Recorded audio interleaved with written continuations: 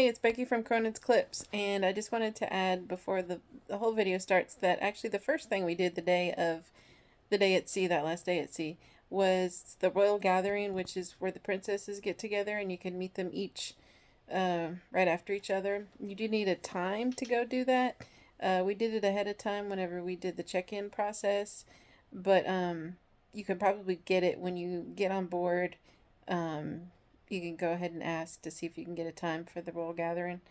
So we did ours at like 9:30, and we met um, four princesses, and then we went to breakfast at the Cabanas. So the rest of the video is just about the rest of what we did on the sea day. Hey, it's Becky from Cronin's Clips. And Nick. And we're going to talk about the last day at sea on the Disney Wonder, coming back from Alaska. A sad day, because this is our last day. But we had a good time. We did packed a lot of stuff into the last day. So we did the buffet breakfast. It was only the second, maybe third time we did the buffet breakfast on the trip. But we ate outside. I think it wasn't raining yet. There wasn't a lot of people. And it was good. And it's a little more comfortable to eat outside, just because inside you feel the boat rocking back and forth. Outside, you at least you see the boat rocking, so it's a lot more comfortable. Yeah. So it's not as, I don't know, it doesn't feel as packed, I guess. Noisy. Yeah. Yeah.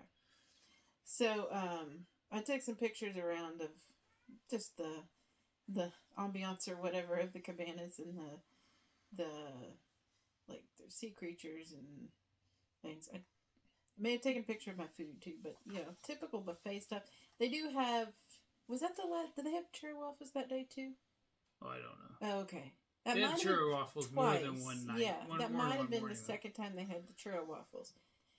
But they're very good. If I got that, might be why we did the buffet that day, the breakfast buffet. There's one thing I noticed about this cruise more than the one in the Caribbean that we did. Was usually the one in the Caribbean, I'd go run and then I'd go to the buffet before the crowds.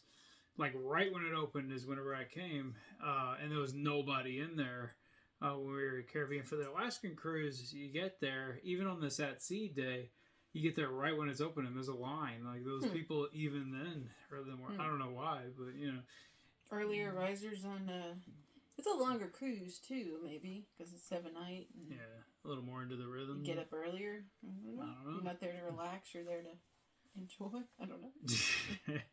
Nobody's sleeping in on this cruise. But yeah, we had gone to Triton's for breakfast, the sit down breakfast before, and I did take some pictures because if you're going to Triton's for breakfast or dinner or whatever, if you go in through the atrium, there's a few stairs where you go right up by the big Ariel statue or whatever. Which is if you can't do the stairs, or you just don't want to do the stairs, there is the side entrance is a handicap entrance. So just to keep that in mind, because some days my ankles want to do stairs and some days I can't. So it's much easier to walk around to the side. I think they want you to go probably in the side with the atrium. Like, if you're going to dinner, there's usually a line there, not on the side one. But if you can't do the stairs. Yeah, I did notice there's usually a maitre d' on the side entrance, and sometimes a maitre d' on the main entrance. So I thought that was kind of weird. No, I think it's the other way around. It might be the other way around. I think there's always one there, and then sometimes one on the side. So that morning after breakfast, or at some point there, we did a wine tasting, and what do they call it? Stem to stern? Yeah, wine sample or something. Anyway, booze on a cruise. It's we've done the mixology and we've done the champagne tasting, but this was the wine tasting. I really enjoyed it. I really enjoy wine. If you've done a wine tasting, it might be similar. Very, very knowledgeable as far as telling you what each of the wines are. I have a picture of them. I forget how many there was. What, 2, maybe a couple whites, a couple reds, a couple dessert wines. Yeah. It was interesting the fact he wasn't quick to, like he talked about how there's some good rosés or something like that. He wasn't quick, like if you have a favorite type of wine that's maybe not everybody's favorite kind of wine, he wasn't quick to dismiss it. He was very like, if you like rosé, not everybody likes rosé. if you like it, here's some great rosé. I really like that part of it. And then, like, he would show, I have a picture of, he would show each wine, not show the wine bottle until after he had us all sample it, you know, and kind of think about what kind of grape it was and stuff like that. And then he would reveal the wine bottle. And then, of course, after you could take a picture of, you know, if you're like, oh, this was really good, I want to try to find this one at home. Yeah. He would do that. But yeah, he would go through each and explain a little bit about the wine and where it was from and all of that. Yeah. And you learned, if you didn't already know, about how their wines are named in America and how they're named in Europe and the regions that they're from and that kind of thing. Yeah. I did notice, like, when you go to wine tastings at, like, vineyards and stuff, they have a bucket you can spit in. And so this was a cruise, so they're very much like, there's no bucket. Not for us. For the sommelier or whatever you say it, he had a spit thing. He spit a couple of them. I noticed a couple of them he just drank. Like, but a couple of them he spit very indiscreetly or very discreetly. Yeah. Whatever the word is there. We were in the Cadillac Lounge for this. When you get your, you know, when you order, this is an extra cost. Do you remember what it was? How much it was? I don't remember how much it was. $700. I'll put it in here. I'll put it in here. It was reasonable. Yeah, it wasn't bad. But it was at the Cadillac Lounge. After you sign up for it, they tell you where it's at, and that's in the after hours area. Which is a cool bar. Pictures. It's a cool area. The Cadillac Lounge is really cool. The bar is like the front of a Cadillac. It feels like the 1950s if you go drink in the 1950s. Well, I don't think they would have had that, but and then the seats, you know, look like seats from a Cadillac. And there's this may be well themed. Appropriate or inappropriate, but is my son's my 10-year-old, 12-year-old son's 13 now. Who's counting? It's his favorite bar. Yeah, and it's really neat. And of course, like after hours area, the kids want to see, you know, what's back there. There's the Cadillac Lounge. There's the Azure, which is club. It's a club. That's where the silent DJ dance party. So kids are allowed there. And the Irish pub. Which is that's where a lot of the trivia is at the Irish one. Yeah.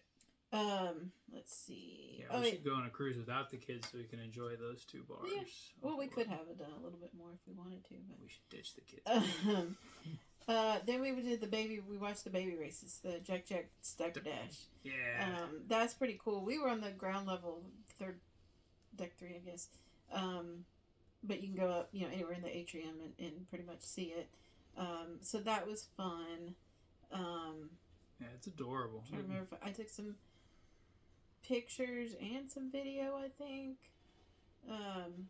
But yeah, we saw the really, really fast kid. They're always like right around a year old whenever they're the fastest, you know, right before they're walking.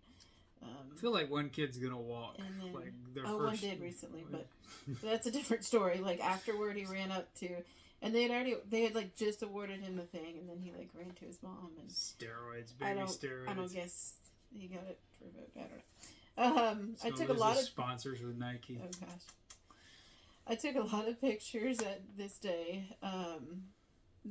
Out at sea, there was other ships. It was, like I said, it was a little bit stormy. Up on deck, Pinocchio's Pizzeria and some Funnel Vision. That's the pizza place and the movie up there. Yeah, that was one of my guarded table days. I don't know, but anyway. Yeah, sit at a table and watch the movie, and while the kids go jump in the I don't know if that was the day. I don't know. Our daughter did swimming at least 3 days, I think, even though it was really cold. Some people didn't do that many days. The pools are heated. But yeah, the pools are heated. So, I did more Disney Parks trivia. I think I met y'all for Disney Parks trivia. And then I wanted to do the animators class. So in between the trivia and the class, I ran up to lunch and I ran up to the buffet. I hadn't done the buffet for lunch yet. I had just done the things around the pool. So I ran up there. I got a very light lunch. I took a picture. I think of just like some fried fish, some steamed fish, some mac and cheese, just a few little things. No. Because I just wanted to try it out. And I mean, it's a buffet. It wasn't anything. I didn't see anything too exciting. But if you just wanted some basic stuff that wasn't around the pool, you could get it. I did take a picture of Daisy Delights, which I'll let Nick talk more about. That's one of the places around that has fruits, salads, wraps, sandwiches, and soup. So if you didn't want if you want your like burgers or hot dogs or you want like a light lunch, that's the place to go because they have soups they change every day and they have the wraps and all that kind of stuff. The sweet spot for me was to get a good soup from Daisy Delights and then go over to the shawarma place and get a gyro or something like that from there. That's where I really liked, and then ice cream. Yeah, of course. So then I ran back down and took that class. They do move really quick. It's not a live animator. It was a guy on the TV screen. So I think they paused it. But yeah, so like if you get behind, it's not like there's an animator there. I don't know. You can say wait or whatever. So, it is what it is. You wouldn't want to bring a little kid there because I think they'd get frustrated. I went there by myself. I think the kids went with me, but it was fun. I'm glad I did it once. I mean, they offered several different. This was Captain Minnie. They offered several different ones at different times. But I did that. There's Petey.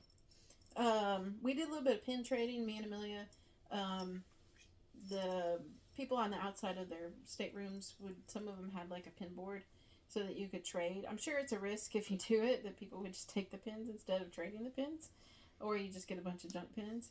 But we had a good time. There was we knew where, since it was the last day of our cruise, we knew where some of the pin boards were, where to go and to exchange some pins. You can also go up to the shops and then ask them for, if they don't have it out, ask for the big books that you can flip through and look for pins.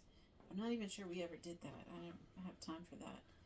But yeah, if you bring your pins, there's some opportunities. They used to have like a get together. Well, now you can get together with your Facebook group or whatever, but like a scheduled meetup through the Disney company. But I don't think they do that anymore since COVID that I've heard of. Yeah, there's more pin trading amongst the people. Like, definitely join your Facebook group for the cruise. Yeah. And you can get a lot. If you want to do any of the fish extenders, pin trading, I mean, ask any questions, like, tons of different resources there. I took a lot of pictures that day, too.